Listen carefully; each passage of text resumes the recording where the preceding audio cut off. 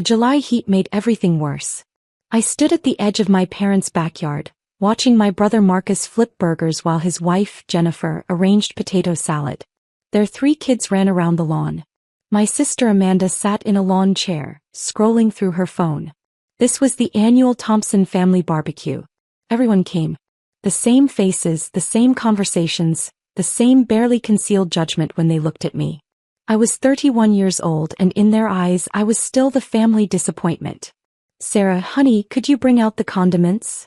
Mom called from the kitchen window. I nodded and headed inside, grateful for a moment away from the crowded yard. When I returned with mustard and ketchup bottles, Marcus was holding court near the grill, telling some story about his latest promotion at the marketing firm. Everyone listened with appropriate admiration. Jennifer touched his arm adoringly. Their oldest son, 12-year-old Tyler, stood beside his father with that same self-satisfied expression Marcus always wore. I set the condiments on the table and reached for a paper plate. "Charity cases eat last," Tyler announced, loud enough for everyone nearby to hear. He grinned at his siblings who giggled behind their hands. The conversation didn't stop exactly, but it faltered. A few people glanced over, then quickly looked away. Marcus heard his son but said nothing, just flipped another burger with a slight smile playing at his lips. Jennifer actually laughed, a quick little sound she tried to hide behind her hand. My father, standing near the cooler with a beer, met my eyes for a second. He looked away first. I held Tyler's gaze for a moment. He was 12. He'd learned this somewhere. Kids don't invent casual cruelty on their own. They absorb it from the adults around them. "Understood," I said quietly. I set the empty plate back on the stack and walked toward the side gate. "Sarah, don't be dramatic," Amanda called out. "He's just a kid." I didn't answer. The gate clicked shut behind me and I heard someone laugh, the sound carrying on the hot summer air. My apartment was 40 minutes away. I changed clothes and sat on my couch, staring at my phone. I'd moved past anger years ago. Now I just felt tired. My phone buzzed at 9:30 that night. "Dad, the business needs your investment. Can we talk tomorrow?" I stared at the message for a long time. Thompson and Associates, the consulting firm my father had built over 30 years. Marcus was VP of Operations. Amanda handled HR. It was a family operation, except they'd never offered me a position. 3 years ago, when their Western expansion was failing, Dad had mentioned they needed capital. Anonymous investors would be fine. I'd moved $800,000 through my investment firm into the company. Over 2 years I'd added another $4.2 million. I owned 37% of Thompson and Associates. Dad owned 41. Marcus had 15. Amanda had 7.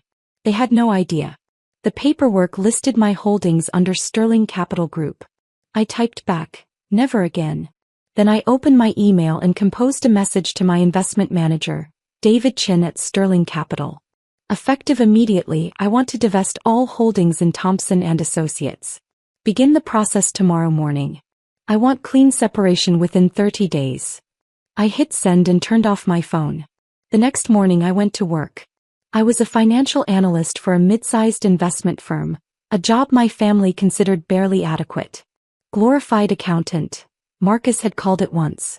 What they didn't know was that I'd been managing my own investment portfolio since I was 24, that I'd turned a modest inheritance from my grandmother into a net worth that would have shocked them into silence. My phone stayed off until lunch. When I turned it on, there were 7 missed calls from my father and 4 from Marcus. 11 text messages. I deleted them without reading and called David.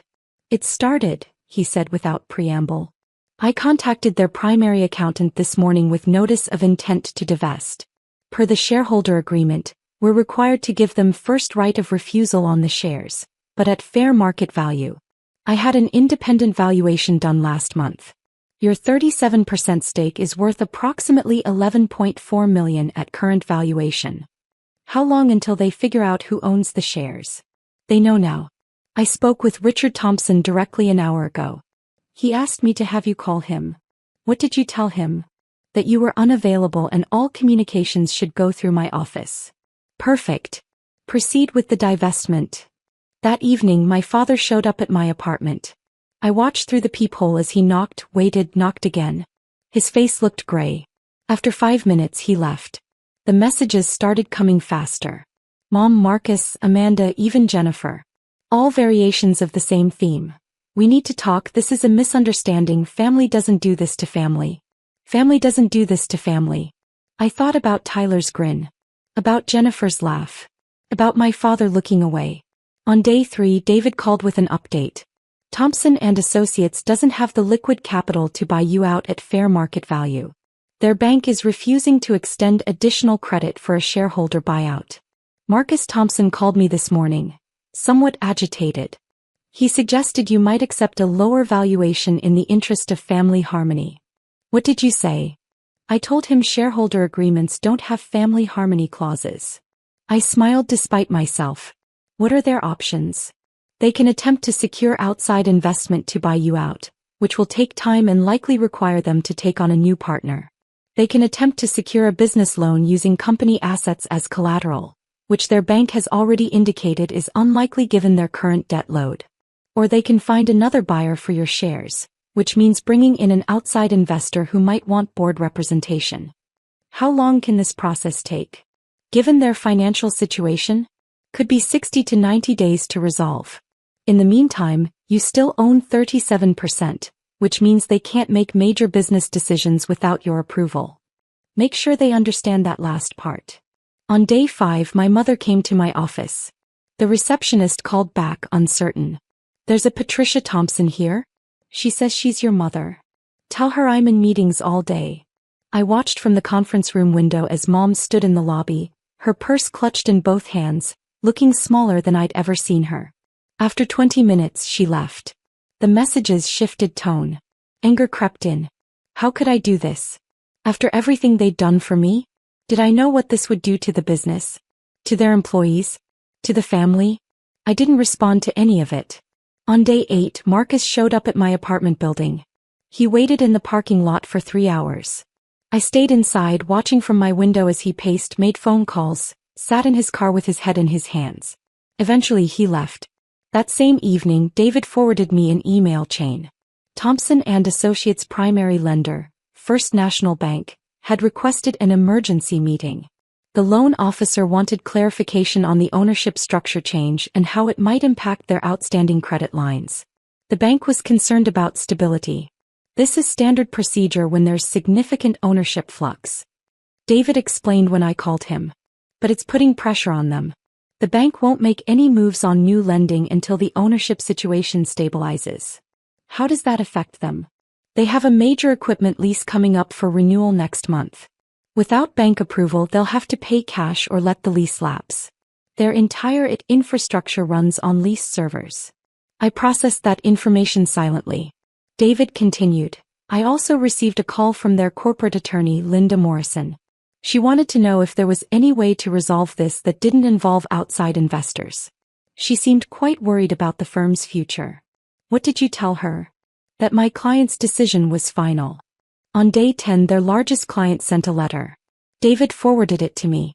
Greystone Industries, a manufacturing company that provided 32% of Thompson and Associates' annual revenue, wanted assurance that the consulting firm's ownership changes wouldn't affect service quality.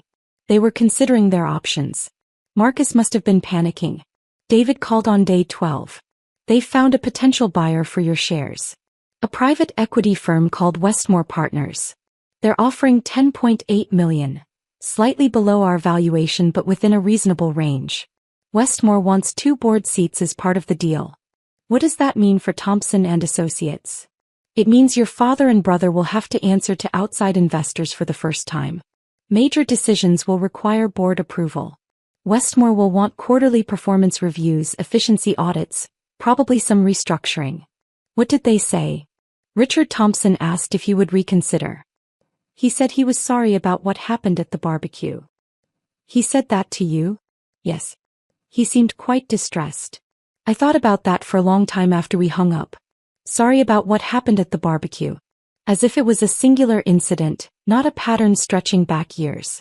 On day 15, Amanda managed to corner me at a coffee shop near my office. I didn't see her until she was already sitting across from me. You're destroying Dad's legacy, she said without preamble. Her eyes were red. Over a stupid comment from a child. This isn't about Tyler. Then what is it about? Money. Because we can work out a payment plan. We can find a way to buy you out that doesn't involve selling to vultures. It's not about money either. Then what, Sarah? What do you want? I looked at her directly. I want you to think about every family gathering for the past 10 years. Every dinner, every holiday, every barbecue. I want you to count how many times someone made a comment about my job, my apartment, my life choices. I want you to remember how many times you laughed along or said nothing, or told me not to be so sensitive. We were joking. You were joking. I was being erased. Amanda's face crumpled. This will ruin Dad. The business is his whole life. He should have thought about that before he taught his grandson that some family members are worth less than others. She left without another word. The deal with Westmore Partners closed on day 28. I received a wire transfer for $10.8 million. David sent me the final paperwork and a brief note. Clean separation achieved. Thompson and Associates now has 2 board members from Westmore Partners. They're implementing an immediate operational review. The first board meeting happened 3 days later. David had contacts at Westmore and heard the details. The 2 new board members, Catherine Rodriguez and James Park, had come prepared with questions. They wanted to see 5 years of financial statements, complete employee performance reviews, justification for every executive salary, and a detailed analysis of client retention rates. My father had presented the company's history, the relationships he'd built, the reputation they'd maintained. Catherine listened politely, then asked why their profit margins had declined 3% over 2 years despite revenue growth. Marcus tried to explain their expansion strategy. James asked why they'd expanded into territories with lower profit potential when their core market still had room for growth. Amanda's HR department was questioned extensively. How many employees? What was the turnover rate? Why did they need 3 full-time HR staff for a 40-person company? Amanda stammered through her responses. The meeting lasted 4 hours. At the end, Catherine outlined Westmore's expectations. Detailed quarterly reports, efficiency improvements, possible restructuring. The phrase possible restructuring hung in the air like a threat. I heard through the family grapevine, cousins and aunts who still reached out occasionally, that Marcus had actually cried in the parking lot after that meeting. Jennifer had to drive him home. Dad had been silent for days, just sitting in his home office, staring at papers. The business would survive, David assured me. Westmore specialized in turning around mid-sized firms. They'd make it more efficient, probably more profitable. But it wouldn't be the Thompson family business anymore. It would be a company that happened to employ some Thompsons. My father now had to present quarterly performance goals to people who didn't care about his 30-year legacy, only about return on investment. I didn't feel triumphant. I felt quiet. 3 months after the barbecue, I received a letter. Actual paper in the mail. My father's handwriting on the envelope. Inside was a single page. Sarah, I understand now what we did. What I did. I taught my children and grandchildren that success looks a certain way, and anyone who didn't fit that picture wasn't worth the same respect. I taught them that some people eat first and some people eat last. I'm sorry it took losing everything to see how wrong I was. I know this apology doesn't fix anything. I'm not asking for forgiveness. I just wanted you to know that I finally understand. The business will survive. We'll adapt to our new reality. But I've lost something more important than Thompson and Associates. I've lost my daughter. That's my fault, not yours. I hope someday you find peace with whatever you decide about us. Dad. I put the letter in a drawer and didn't respond. 6 months later, Tyler sent me a message on social media. Just 3 words, I am sorry. I stared at it for a long time. He was 13 now. Maybe old enough to understand. Maybe not. I typed back, thank you for saying that. It wasn't forgiveness. It wasn't reconciliation. It was just acknowledgement that words matter, that cruelty has consequences, that charity cases sometimes hold all the cards. I never went back to another family barbecue. But sometimes late at night I thought about what David had said about family harmony clauses, how shareholder agreements are built on clear terms and fair valuations, not on blood relations and assumed loyalty. Maybe that was the lesson. Maybe the real charity had been mine all along, pretending that their version of family was worth the price of my dignity.